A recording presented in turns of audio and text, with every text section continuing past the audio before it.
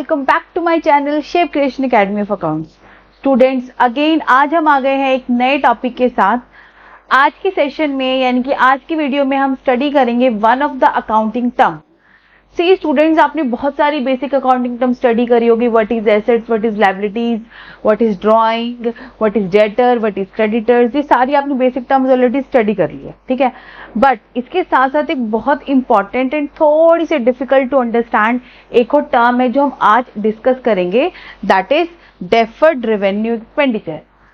Students, कई बार क्या होता है एग्जाम में आपको ये टर्म पूछी जाती है, बट स्टूडेंट्स क्या करते हैं जब हम स्टडी करते हैं तो वो सारी बेसिक टर्म्स तो पढ़ लेते हैं, बट ये वाली टर्म हम नॉर्मली स्टूडेंट्स स्किप कर देते हैं, ठीक है।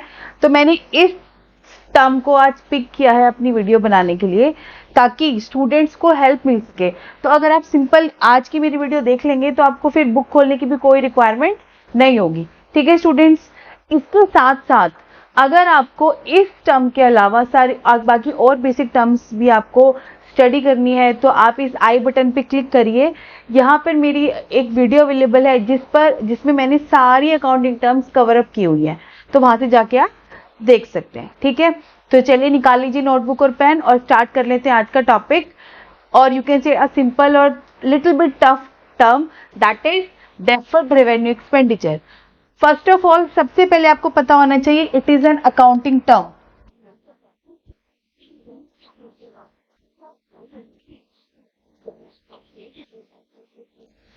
This is also comes under in basic accounting terms.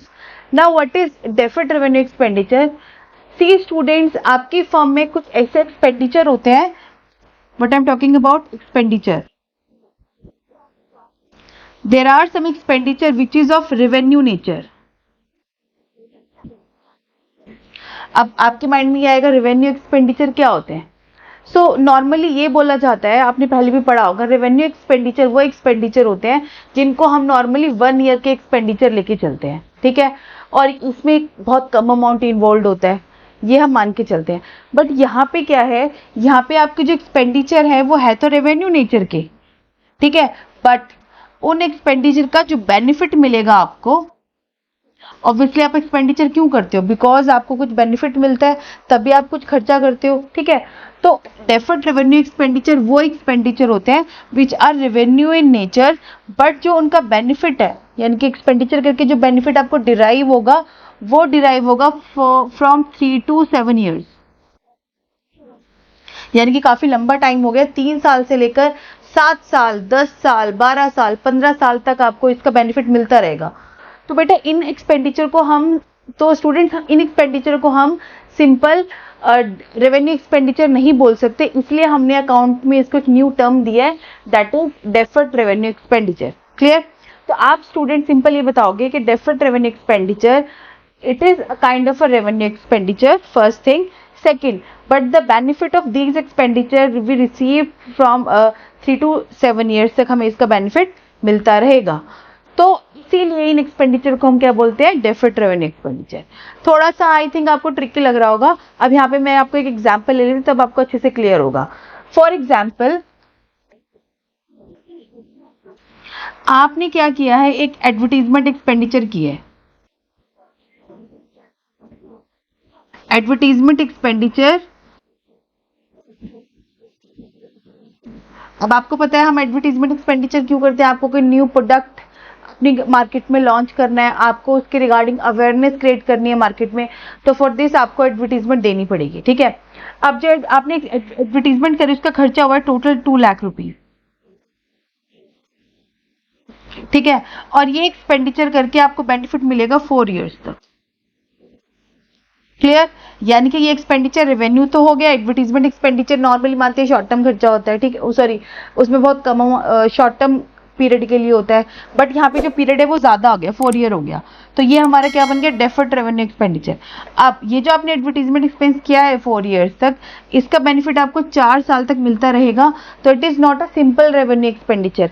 आप इस पूरे एक्सपेंडिचर को एक अकाउंटिंग ईयर में मेंशन नहीं करोगे, ठीक है। आप क्या करोगे, 2 लाख को डिवाइड कर लोगे 4 से, तो आगे आपका 50,000 रुपीज। तो आप हर साल प्रॉफिट एंड लॉस अकाउंट में first profit and loss account, second, third and fourth. हर साल प्रॉफिट एंड लॉस अकाउंट में, सपोज ये आपका फर्स्ट ईयर है, ये सेकेंड ईयर है, ये थर्ड ईयर है और ये आपका फोर्थ ईयर है, ठीक है। अगर आप ये डेफर्ड रेवेन्यू एक्सपेंडिचर वाली टर्म फॉलो ना करते तो आप 2 लाख एक्सपेंडिचर आपका फर्स्ट ईयर में हुआ है, आप 2 लाख का 2 लाख मेंशन कर देते, उससे आपका प्रॉफिट एकदम से क्या हो जाता, डाउन हो जाता। But because of the fact that कि ये जो एक्सपेंडिचर से आपको जो बेनिफिट मिलेगा वो 4 साल तक मिलता रहेगा, तो क्यों ना हम इसका जो ये खर्चा हुआ है 2 लाख का, एक ही साल में दिखाने की बजाय इसको 4 साल में डिवाइड कर ले, क्योंकि बेनिफिट तो 4 साल तक मिलता रहेगा। तो कंपनी नॉर्मली क्या करती है, खर्चे को डिवाइड कर लेती है जितने साल तक आपको बेनिफिट मिलेगा। जैसे मैंने यहाँ पे डिवाइड कर लिया, 2 लाख डिवाइड बाय 4, 50,000। तो हर साल यानी कि 4 सालों तक मैं क्या करूंगी, 50,000 कहाँ पे मेंशन करती चलूंगी, प्रॉफिट एंड लॉस अकाउंट में।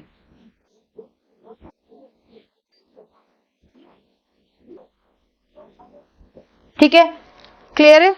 और हाँ, प्रॉफिट एंड लॉस अकाउंट में 2 साइड्स होते हैं, डेबिट और क्रेडिट। अब आपको पता है कि डेबिट में हम एक्सपेंडिचर दिखाते हैं, क्रेडिट में इनकम, तो it's a kind of expenditure, तो इसलिए ये जाएगा डेबिट साइड। तो ये हमने ये किया है डेबिट डेबिट डेबिट, यानी कि 4 साल तक हम शो करते रहेंगे, क्लियर। और फर्स्ट ईयर में 2 लाख में से 50,000 एक्सपेंडिचर आपने कवर अप कर दिया, जो बैलेंस 1,50,000 एक्सपेंडिचर बचेगा, बैलेंस 1,50,000 वो आप शो करोगे बैलेंस शीट में। फिर जब नेक्स्ट ईयर आप 50,000 रुपीज कवर अप कर दोगे तो बैलेंस बचेगा आपका 1 लाख, फिर 50,000 कवर अप कर दोगे, फिर 50,000 बचेगा, फिर 50,000, फिर फाइनली क्या हो जाएगा, आफ्टर 4 इयर्स क्या हो जाएगा, वो नील हो जाएगा। ठीक है स्टूडेंट, क्लियर है।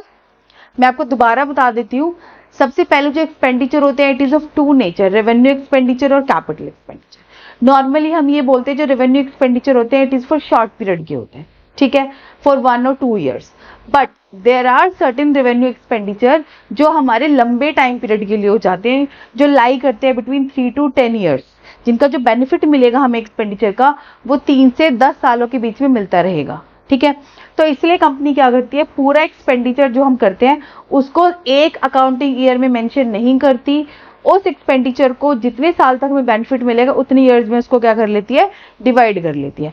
जैसे let's and take an example, हमने यहाँ पे एडवर्टीजमेंट एक्सपेंडिचर किया है 2 लाख रुपीज, जिसका बेनिफिट आपको मिलता रहेगा 4 सालों तक। तो हम क्या करेंगे, 2 लाख रुपए एक ही अकाउंटिंग ईयर में मेंशन करने की बजाय इस 2 लाख को हम इसके जितने साल तक हमें बेनिफिट मिलेगा उसमें डिवाइड कर लेंगे। तो मैंने 2 लाख को 4 से डिवाइड कर लिया 50,000, तो इसलिए हम क्या करेंगे, 4 सालों तक, ये 4 साल है ना, 4 सालों तक हम 50,000 P&L अकाउंट के डेबिट साइड शो करते रहेंगे। इससे हमारा एक पर्टिकुलर ईयर का प्रॉफिट एकदम से डाउन नहीं होगा, ठीक है। तो ये बेसिकली हम अकाउंट्स में क्या करते हैं, फॉलो करते हैं।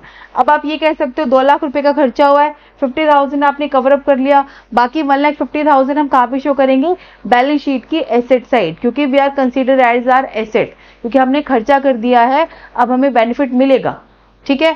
तो जैसे जैसे आप कवर अप करते रहोगे आपका वहां से जो एसेट साइड का जो बेनिफिट है वो क्या होती रहेगी, कम होती रहेगी, और फाइनली 4 साल बाद वो क्या हो जाएगा, 0 हो जाएगा, ठीक है। तो that is deferred revenue expenditure, clear. तो आई होप स्टूडेंट्स आपको मेरे ये वीडियो, मेरा ये टॉपिक समझ में आ गया होगा। बट स्टिल अगर आपको फिर भी कोई डाउट रह जाता है इस टॉपिक में, आप चाहते हो कि मैं दोबारा से डिटेल्ड इन्फॉर्मेशन के साथ ये टॉपिक बनाऊं, तो आप मुझे नीचे कमेंट सेक्शन में जरूर बताइएगा। तो अगर आपको मेरी वीडियो पसंद आई हो तो प्लीज मेरी वीडियो को लाइक करिए, अपने फ्रेंड के साथ शेयर करिए, मेरे चैनल को सब्सक्राइब करिए, and yes also press the bell icon for the notification of upcoming video. Thank you so much students, good luck.